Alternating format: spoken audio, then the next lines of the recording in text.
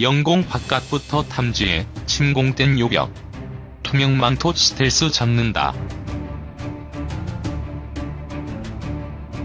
스텔스 전투기는 과연 천하무적일까? 아직은 그렇다는 게 대세다. 스텔스 전투기를 탐지하고 요격하는 안티스텔스 기술은 딱 한 번 증빙됐을 뿐 최근에는 말만 무성하다. 다만 가능성은 충분하다. 유사 이래 인류의 무기체계는 창과 방패의 대결로 발전해왔기 때문이다. 무엇이든 뚫을 수 있는 창과 모든 창이 공격을 막아낼 수 있는 방패의 경쟁이 더 나은 창과 방패를 낳는 논리적 모순이 스텔스 분야에서도 재현될지 주목된다. 이제 막 창을 획득한 우리 공군도 스텔스 방패에 대한 연구에 공식적으로 발을 디뎠다. 올해 말, 늦어도 내년 초까지는 스텔스 항공기 방어무기 개발 개념의 밑그림이 나올 것으로 전망된다. 스텔스는 탐지조차 불가능할까? 지난 2017년 일본이 발칵 뒤집힌 적이 있다. 제임스 매티스 당시 미 국방장관이 방해를 했을 때 F-35E 스텔스 전투기 수십 대가 도쿄를 비롯한 일본 상공을 비행했다는 사실이 나중에 알려졌기 때문이다. 미군의 F-35 전투기들이 편대 단위로 고공과 저공을 비행했는데도 항공자위대의 어떤 레이더에도 잡히지 않았다. 도널드 트럼프 대통령은 타임지 인터뷰에서 이런 비화를 밝히며 이게 바로 스텔스 전투기라고 자랑했다는 후문이다. 일본은 미국이 몰랐느냐고 말해준 뒤에야 사태를 파악하고 대책 마련에 들어갔다. 결국 일본이 내놓은 대책은 추가 구매. 당초 F-35E 전투기 42대를 사려던 일본은 조금씩 수량을 늘려 모두 147대를 도입할 예정이다. 수직이 착륙이 가능한 F-35B 40대를 포함해 일본이 147대를 운영한다면 2183대를 보유하게 될 미국에 이어 2위다. 최근 미쓰비시 면허 생산 1호기가 추락하는 사고를 겪은 일본은 앞으로 전량을 미국에서 직도입할 것으로 알려졌다. 미군과 후속 군수지원 공조는 물론 미공군, 해군, 해병대와 항공자위대, 해상자위대 간 연합훈련도 보다 잦아질 것으로 예상된다. 일본의 추가 도입은 스텔스 전투기를 탐지할 수단이 마땅치 않다는 판단 때문으로 보인다. F-35 전투기 운용 3위 국가는 이스라엘이 유력하다.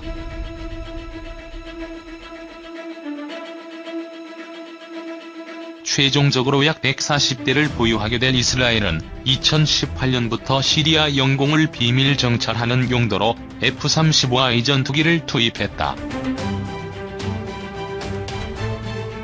F-16 정찰 전투기 등을 투입했던 경우와 달리 F-35I는 피탐되지 않았다는 게 이스라엘의 주장이지만 러시아는 이를 강력하게 부인하고 있다.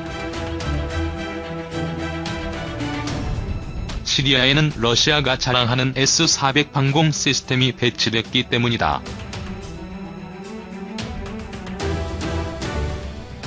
러시아는 S-400 시스템은 스텔스 전투기 탐지와 요격이 용이하다고 강조해왔다. 공교롭게도 터키는 F-35 전투기를 100대 이상 운용할 계획이었으나 러시아제 S-400 도입 계약을 맺은 뒤 미국과 갈등을 겪고 있다. 터키가 수입할 F-35 물량이 줄어들 가능성도 있다. 터키는 S-400을 도입하며 운용 및 제조기술 습득뿐 아니라 수출 계획도 잡고 있는 것으로 알려졌다. 스텔스기 피탄 및 격추 사례도 스텔스기에 대한 기대가 높아지고 있으나 스텔스가 만능 투명 망토는 아니라는 점이 증명된 사례도 있다. 스텔스기의 존재가 처음 공식화한 시기는 1988년. 미국은 1970년대부터 연구한 스텔스 전투기 F-117 나이트호크를 1983년에 실전 배치하고도 한참이 지나서야 존재를 밝혔다. 그만큼 비밀로 가득 찬 최신 병기였던 F-117은 걸프전에 투입돼 이름값을 해냈다. 그러나 1999년 3월 보스니아 전쟁 당시 유고슬라비아군은 코소보 공습에 투입된 F-117기에 1960년대에 첫 선을 보인 구식 SA-3 고아 미사일 2발을 발사해 격추시켰다. 비행 경로를 미리 알고 있었다는 설과 체코제 최신 레이더와 구형 미사일을 결합한 방공망이 찰나의 순간을 잡아냈다는 설이 엇갈리지만 미국은 이후 F-117을 서둘러 퇴역시키고 F-22 레터 전투기와 F-35 시리즈로 바꿨다.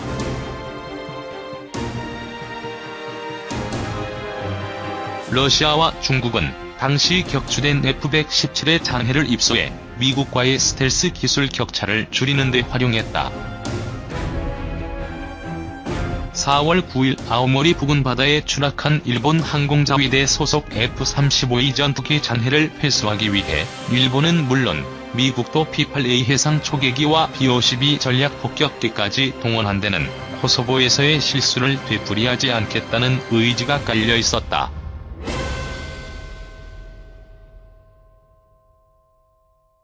중국, 러시아는 방패 개발에도 주력창과 방패, 모든 분야에서 앞선 것으로 평가되는 미국은 안티스텔스 기술을 더욱 숨긴다.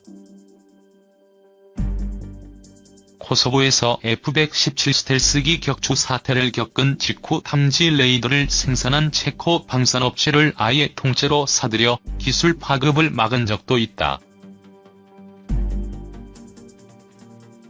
반면 미국을 따라가는 입장인 중국과 러시아는 카운터 스텔스 기술 개발에 온 힘을 쏟고 있다.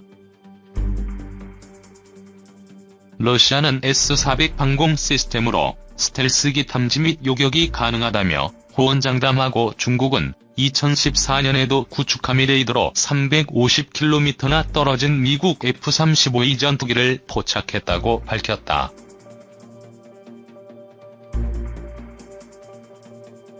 사회주의 국가 특유의 과정이 섞였다고 치부하기에는 이들 국가, 특히 중국의 노력이 집요하다.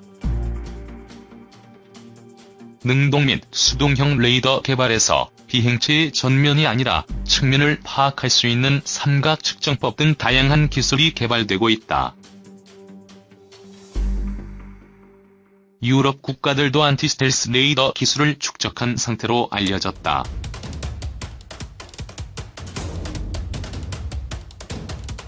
유럽 굴지의 방산업체 책임자급 엔지니어는 서울경제와의 인터뷰에서 안티스텔스 관련 기술의 발달로 항속거리가 짧고 최고 속력도 낮으며 무장 탑재량이 작은 스텔스 전투기들이 효용가치를 상실하는 시대가 예상외로 빨리 올 수 있다고 말했다.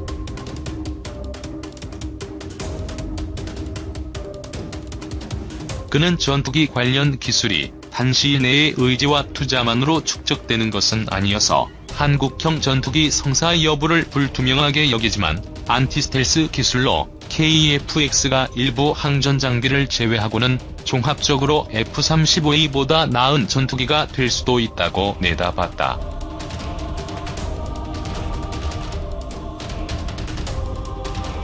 그는 한국이 원한다면 관련 기술을 제휴할 수 있다고 덧붙였다.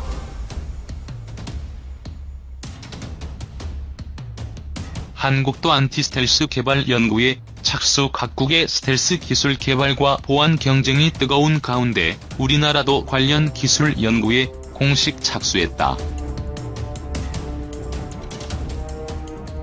공군은 최근 이와 관련된 기초 용역 연구를 위한 공고를 냈다. 용역의 제목은 장거리, 저피타망체 대응 지대 공방 고미도 무기체계 확보 방안 연구. 다음 주 초인 17일이 투찰 마감일이다. 저피타망체는 말 그대로 탐지될 확률이 작은 비행체, 즉 스텔스 전투기를 뜻한다. 스텔스기를 장거리에서 탐지해 요격하는 시스템 개발의 필요성을 검증하고 방향을 잡자는 게 연구 용역의 목표다. 공군은 연구 목적의 스텔스 전투기뿐 아니라 순항 미사일과 무인기까지 포함했다. 영공에 도달하기 전에 파악해 영공 침입 시 바로 격퇴한다는 발상이 깔려있다. 공군의 연구 용역 발주는 다른 국가들에 비해 늦었어도 의지만 있다면 사업에 탄력이 붙을 가능성이 크다.